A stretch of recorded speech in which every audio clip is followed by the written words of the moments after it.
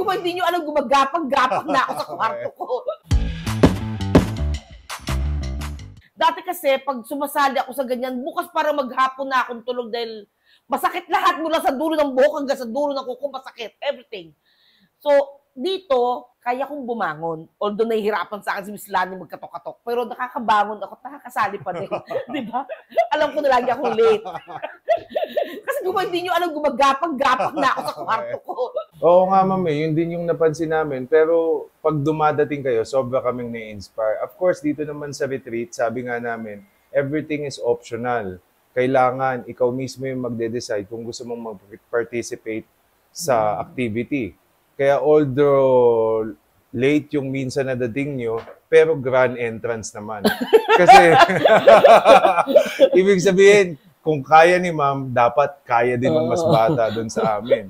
Kaya, kumbaga, kung nakakapagbigay kami sa inyo ng inspirasyon, kami mismo nakakakuha sa inyo ng inspirasyon.